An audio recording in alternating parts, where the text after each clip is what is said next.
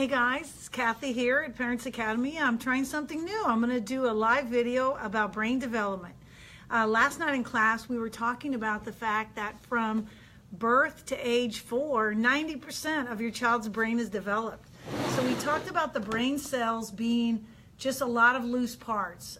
When your child is born, very few of those cells are connected. With the newborn, they've got a few things where the cells are connected, and so we're going to use these to represent brain cells.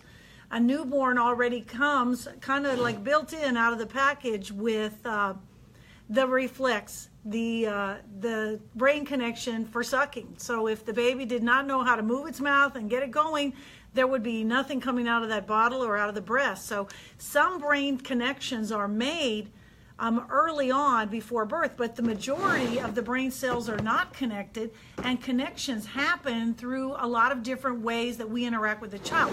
So again, we've got a few factory installed, as I like to call them, connections.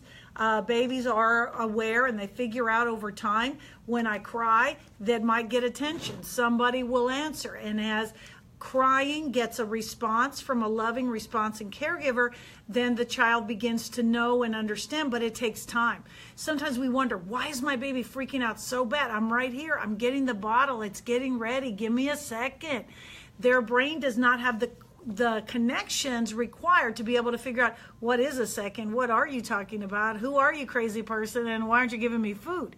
So we notice that over time, when your child sees the bottle, they get excited. So they've made a few more connections called yummy, delicious things are going to come out of that bottle. So they have a few more connections. But again, those connections are not that strong. So it takes working with that connection over and over. So then you notice that if you just, get the bottle, they get excited. Or you put the bib on them and they start going moom, moom, moom, moom, moom, like their mouth is already on the job, because they have brain connections that say that's going to be something good, something delicious, and it's worth waiting for. But until they have a brain connection called that's for me, you're going to have more distress and more upset. So over time, more connections are built onto existing connections. Babies, when they're born, they will turn to the scent of their mother. And if mom is breastfeeding, then they just smell dinner anytime she's nearby. So realizing again, like, why does this baby always want to eat? Because the receptors in their brain that said that's delicious, those brain connections are tuning in and they're getting more input to them. So, when we look at how they learn over time, they start building their favorite toy because they built a connection of, I like the way that looks, I like the way that sounds, and there starts to be more connections made, and those connections are strengthened over time. But again, at the beginning, just telling them, I'll be right there, means nothing. When your voice is calm, when you're like, I'll be right there, I'm getting your bottle ready, it's going to be so delicious. They're looking at your body language and they're hearing the tone of your voice before they have the brain connections available to decipher your language. The way you look says everything to them. Your tone of voice. Because not only are we adding knowledge to our brain connections, there's also emotions being stored in the brain. So when you think about, sometimes something will scare you, or you have a bad freak out and you don't even know, why am I freaking out about this? There's a deep, deep brain connection that is connected to whatever that trigger was that caused panic. Like I had this situation a number of years ago, and obviously I don't have a baby's brain. My brain's been around for a while, but I was taking care of my daughter's dog, and she and her husband were on their honeymoon, and it was my first time to really be a pet grandparent, of a little dog. And so I'm taking the dog walking, and I know what to do, put on the leash and unlock the door and unlock the gate and take him down the sidewalk, let him do his business. I had the doggy bag. I had everything ready to take care of business. Well, when we came back to the apartment, there were like 2 gates. I know I saw that in a jail movie once, but y'all know what I'm talking about, right? There's one gate and another gate. Well, somehow myself and this tiny little Chihuahua Max ended up inside the gate with somebody else from the apartments with a really huge big black dog. And I just freaked out. I was panicked. I didn't know, is this dog going to chew up this little pet? Am I going to say after your honeymoon you have no dog? I mean, I had just like a full-scale panic about being in this small space with this really big dog. And, I made it back in. Everybody was okay. That dog was not, Cujo. It all worked out. But I was like, why did I freak out so bad? And then I remembered when I was younger, much younger, in high school, a dog about that size and shape and color had bit me. And I hadn't thought about that for years. It's not like I was on the news dog attack, but it was enough that where the dog chased me, it got me, it scared me. So there's a little panic receptor, and there's some brain cells in Kathy's brain called look out for big dogs in small spaces. So those memories, sometimes we think, well, my baby, they don't have that many brain connections. I don't know if they're going to remember this. They're not going to remember this. But there are connections in the emotional part of our brain also. So when we look how your baby is learning, they're trying out new things. You notice with a real young baby, can you do peekaboo? No, they just look at you. If you're hidden, you have disappeared until they learn object permanence. When some of the brain cells connect in another part of their brain, they start learning object permanence. And object permanence, that's just a fancy name for peekaboo. Because when your baby will laugh and look for you or look for a toy that you've hidden, they have built connections in the part of their brain that helps them with object permanence. Language. There are sections of the brain for language. So as they're hearing more language, when you talk and sing and play and read, all the things that you do are building into the language center of their brain. So they're starting to learn words first by what you say and what they hear, and later they will begin to share those words back to you. So it's a lot of connecting. Sometimes we think, oh, my child is going to learn so much when they go to preschool. You know when they start learning? The minute they're out of the package. I think too, children are already making some brain connections in the womb because they're starting to recognize sounds and the tone of their parents' voice.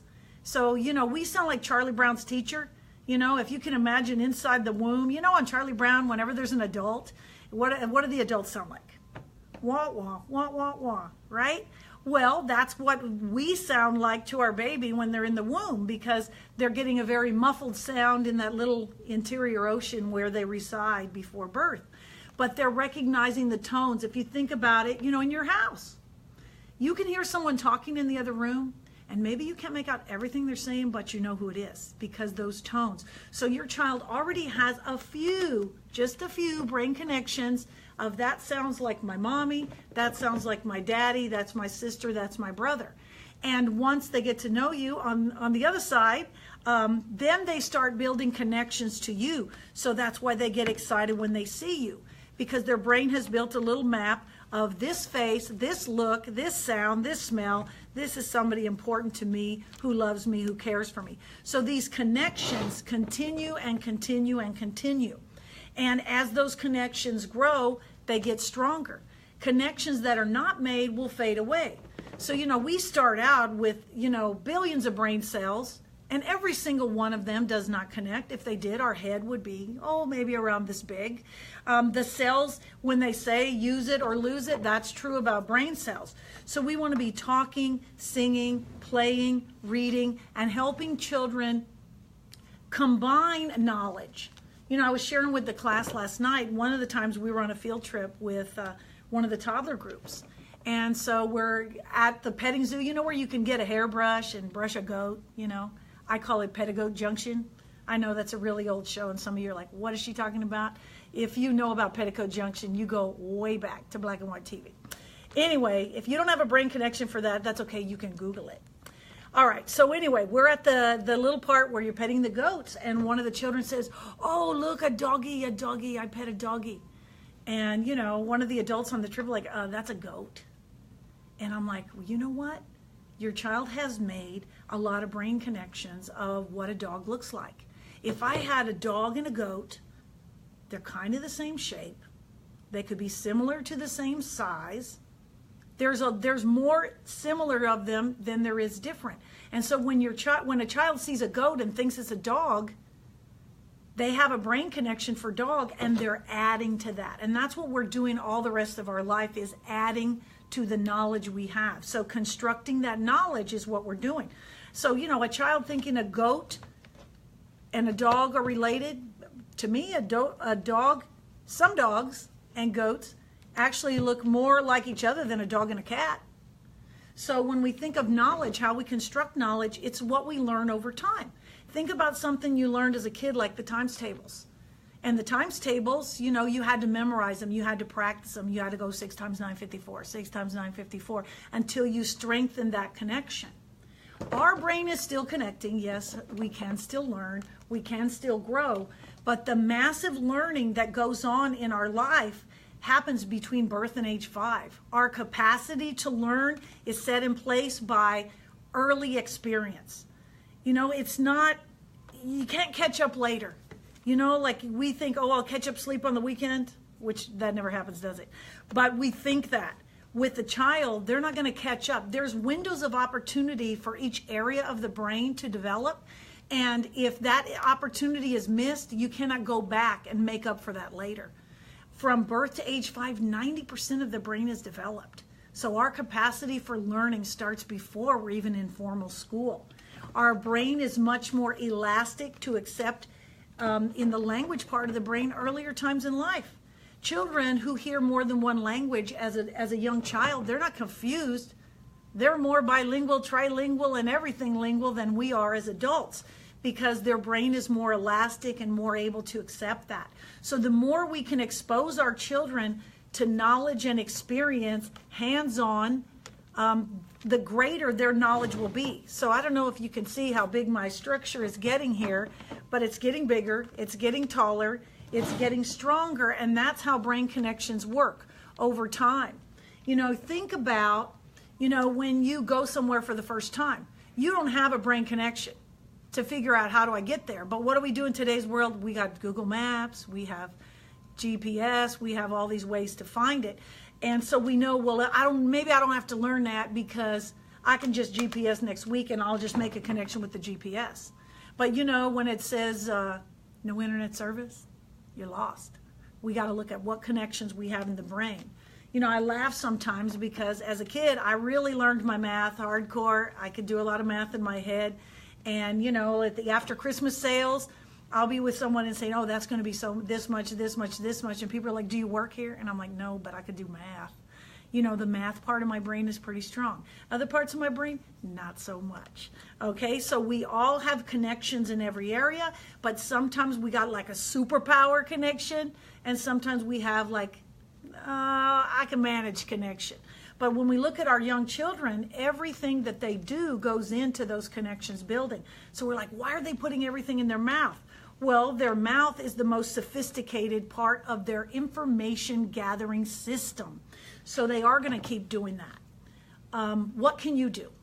You know, what can add more to the development of your child's knowledge and development? Talk, sing, play, read, interact. Talk to them while you're changing them. I'm going to get the diaper now, and you're going to be so clean. And I'm going to get the wipey, and then you're going to put on your penguin pajamas. Penguin pajamas are beautiful, pretty pink pajamas, whatever you want to talk. You're describing the world to them. You are basically an interpreter for the world. So when you see your child reaching for something, say the word for that. Their brain is collecting that information. They're collecting and connecting, collecting and connecting. One of the things that just really amused me and amazed me about my little niece, a couple years ago, they were here in San Antonio for my birthday, and we all went to the zoo and had a great time. And at the time, I think she was still 2 years old. And my brother and my sister-in-law bought her a giraffe. And she was learning her colors. And after they were back home, they were looking. My brother picked up the giraffe, or one of them picked up the giraffe and said, "Okay, Zoe, what color is this?" And she looked at it, and she looked at it, and she looked at it some more. And she said, "Hexagon." Wow, that's brain development, isn't it? They were expecting brown, but in the middle of her learning the colors, she had also learned the shapes. And I thought a hexagon was a pretty fancy shape for a very little person. So we don't always know what all the connections are. They were very surprised to hear hexagon, but hexagon it was. So I decided that hexagon must be a color, because Zoe had a brain connection for that. And of course, she learned brown as well. When we look at how these develop, it's such an important time. So we talked about what to do. Talk, sing, play, read, interact. Don't have your baby in front of a screen. Have your baby in front of you.